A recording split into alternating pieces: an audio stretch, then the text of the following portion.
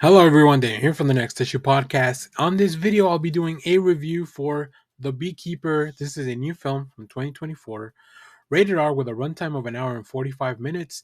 As of the recording of this video, we have a Rotten Tomato score of 63% for the critics, 93% from the audience. What a disconnect. And an average letterbox rating of 2.9. This is a new film by director David Ayer, and it stars Jason Statham. In this film, the Beekeper, one man's brutal campaign for vengeance, takes on national stakes after he's revealed to be a former operative from a powerful and clandestine organization known as the Beekeepers. As I mentioned, we have Jason Statham as Adam Clay, Emmy Raver Lampam as Agent Verona Parker, Bobby Naderi as Agent Matt Wiley. Both of them are FBI agents. We also have Josh Hutcherson as Derek Danforth, who is pretty much our antagonist, and also Jeremy Irons as Wallace Westwild, who is a former CIA operative, former director of the CIA, who now works for Josh Hutcherson. Uh, Man, what a fun surprise! I went into this film expecting, an action movie. Jason Statham, I think he's very capable of handling his own action films. Also, David Ayer has directed some films that I've really enjoyed, even if not everyone's been fully on board with his filmography. But I like David Ayer films, and I feel like he got back to something that he just feels very comfortable with, telling these really, really cool stories.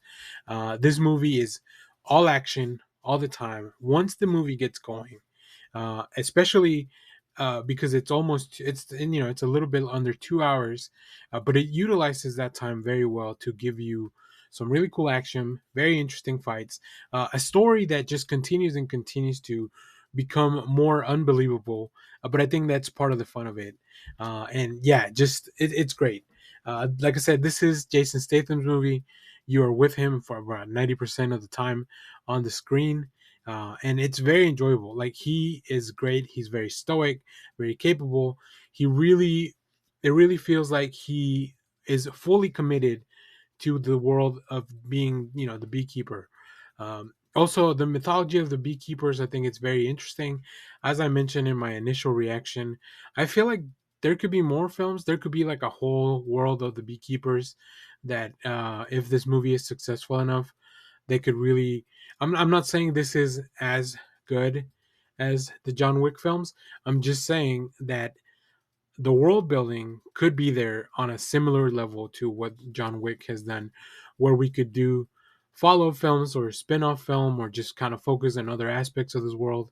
But yeah, the idea of the beekeepers, very interesting. I think anytime you have this kind of covert agency that is outside of all the really, pretty much every organization, I think that's very interesting. I will say Josh Hutcherson is like the most of a scumbag of an antagonist, and he does that very, very well. And then playing off against Jeremy Irons, who brings a lot of gravitas and just very, like, always a lot of seriousness. He's a fantastic actor. So, like, both of them kind of handling, it takes both of them to really match up to the level of intensity of a Jason Statham, which I think it works very well. It really levels out the playing field, especially as the story just kind of really escalates. And like I said, it gets pretty crazy by the end. Like, once you're an hour and 30 minutes into this film, I was like, I don't know what the fuck is happening, because I don't know how we got here. Because it's just a haze of action, of kicks, punches. There is one of the gnarliest moments that I've seen in, like, movies in a long, long time.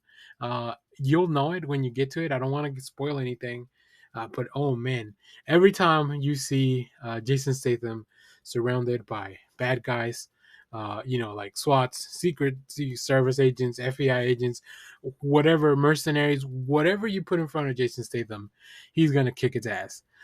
Which is really fun. Like, just great action scenes. Like I said, David Ayer, I feel like he knows how to shoot action very well. I just really like he doesn't hide any of the bad choreography or anything like that. There's some really gnarly effects. There's some really big explosions, big moments, big kills. So yeah, um, And also, one of the things that I was just like, why have I never seen a lot of these people ever? Like, they are just really good at what they're doing. The FBI agents make sense.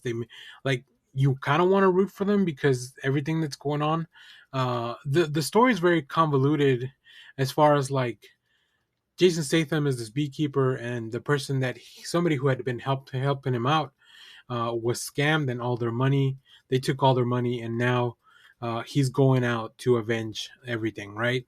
That's a very simple premise, and it just really evolves into a really fun idea. Very well executed by David Ayer. I'm not saying this is the best film. I'm not saying this is like redefining the action genre for by any means. I'm just saying that if you go to this film and you're looking for a fun time, you're definitely going to find it. So yeah, I love it. This is my first theatrical experience of 2024, and it's perfect. This has set a really good tone for the year. You know, I spent the last few days of 2023 like really diving into some of the best films of 2023, some of the Oscar contenders, some of the award contenders, some of the best performances, and this right here feels like a really nice palate cleanser. Let's reset the stakes for 2024 and start off really well. Last year, I believe my first film was Plane with Gerard Butler. Like, I think that's what I'm gonna keep doing every year. Just go watch an action film like this, or like Plane, with an actor that I really enjoy their performances. I'm a big fan of both Statham and Gerard Butler, and I think that's just a really fun way to kick off the year. And set the tone for the rest of the cinematic, experiences for the year. So, there's been high, there's been lows, but man, the Beekeeper was just so much fun to get into. Highly, highly recommend it. If you don't watch it at the theater, you should. First of all, I think this film deserves a big screen so you can really get all the action. But if you don't watch it at the theater, watch it when it comes to streaming. I'm sure it'll be on streaming pretty soon. A lot of these films they go very quickly to VOD and streaming services. So highly recommend you check this out. So if you have seen The Beekeeper, let me know. Would you like to see a sequel? That's a really I think that's a very important question. Also, let me know what you thought about the film. As always, thank you for watching, everyone. Remember to share, like, subscribe. Stay tuned. We have more comic reviews, trailer reactions, TV recaps, all that fun stuff here in the channel. Thanks for watching, everyone. Bye bye.